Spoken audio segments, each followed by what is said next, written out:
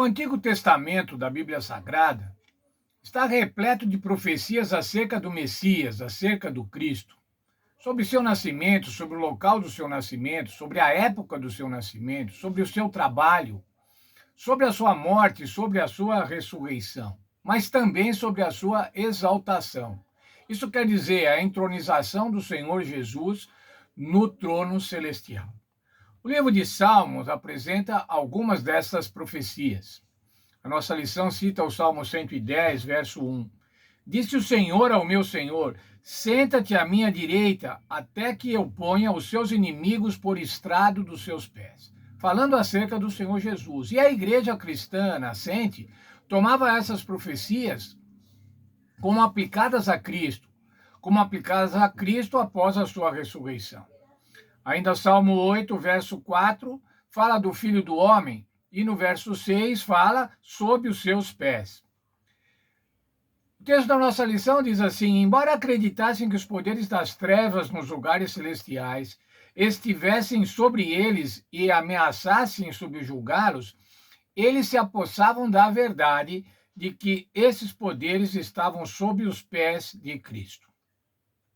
O apóstolo Paulo salientou que Jesus tem todas as coisas, incluindo os poderes do mal, conforme o verso 21 de Efésios 1, sob os seus pés. Isso quer dizer sob a sua direção, sob o seu controle. Ainda que esse mundo esteja dessa maneira, irmãos, tão atrapalhado, com tanto mal, Deus ainda detém o controle e vai sempre ter o controle de todas as coisas. E esse poder, irmãos, é disponibilizado para a igreja. O poder de Deus que controla todas as coisas, como vimos, todas as coisas em todos os tempos, é um poder que está disponibilizado para a igreja. Veja Efésios 1, versos 22 e 23. E pôs todas as coisas debaixo dos pés, para ser o cabeça sobre todas as coisas, o deu à igreja, o qual é o seu corpo, a plenitude daquele que tudo enche em todas as coisas. O Senhor Jesus é o cabeça da igreja. E a igreja se constitui o corpo, do qual ele é a cabeça. Quando nós falamos da relação entre a cabeça e o corpo, nós vamos pensar na relação entre o cérebro e o corpo. O cérebro é que comanda todo o nosso organismo, todos os nossos órgãos, os nossos sistemas, a nossa respiração, o nosso batimento cardíaco, o nosso pensamento, a nossa visão, tudo é controlado pelo cérebro. Assim deve ser na igreja, irmãos. A igreja, que é o corpo de Cristo, deve ser totalmente controlada por Cristo, que é o cabeça, que é o cérebro da igreja. É quem dirige a igreja, é quem dá todos os comandos para a igreja. A cabeça é vital para o corpo, irmãos. O nosso funcionamento do nosso cérebro é vital para o bom funcionamento de cada órgão do nosso corpo, de cada função do nosso corpo. E assim Cristo. Cristo é vital para que nós possamos ter na igreja todas as funções feitas de maneira correta, todas as funções eficientes, eficazes. Veja o texto da nossa lição. Deus tornou Cristo vitorioso sobre todos os poderes malignos. A igreja, identificada com Cristo e suprida por ele com tudo o que precisa, é a própria vitória garantida sobre esses inimigos. Quando estivermos sob a proteção do Senhor Jesus Cristo, vamos ser vitoriosos sobre todos os poderes do mal. O poder de Deus em exibição na ressurreição e na exaltação de Cristo sobre todo o poder cósmico foi ativado para a igreja.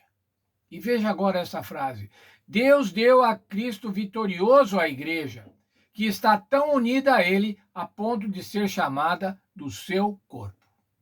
É isso, irmãos, a igreja, o corpo de Cristo. Agora, irmãos, como é que esse poder é disponibilizado para a igreja? Como é que ele é disponibilizado para cada um de nós? Quero ler o trecho da segunda oração de Paulo, em Efésios 3, versos 14 a 16. Por essa causa me ponho de joelho diante do Pai, de quem toma o nome toda a família, tanto no céu como na terra, para que, segundo a riqueza da sua glória, vos conceda que sejais fortalecidos com poder, mediante seu espírito no homem interior. O que Paulo estava fazendo, irmãos, para providenciar poder para a igreja, para que a igreja tivesse poder? Ele estava orando. É dessa maneira, irmãos, que obtemos poder, estudando a palavra de Deus, orando. E uma oração de louvor, oração de graças, como essas duas orações do apóstolo Paulo que temos estudado nessa semana. Não orações chorosas, irmãos, orações lamentosas, orações fúnebres, mas orações de alegria, orações de entusiasmo, orações daqueles que sabem que o Senhor Jesus tem o poder para livrar de todo o mal. Para concluir, irmãos, eu quero lembrar um versinho que provavelmente todos nós nos lembramos, desde criança. Muita oração, muito poder. Pouca oração, pouco poder. Sem oração, não pode haver poder. Você não pode receber o poder de Deus se você não orar. O Senhor Deus não impõe o poder. O Senhor Deus quer que você peça o poder e receba o poder. Há um texto na Bíblia que diz: pedi e dar-se-vos-á. Se você pedir poder ao Senhor Deus, Ele vai te dar. Se a igreja unida pedir poder a Deus, Ele vai dar poder à igreja. E vamos então, irmãos, nos lembrar que sem oração não pode haver poder.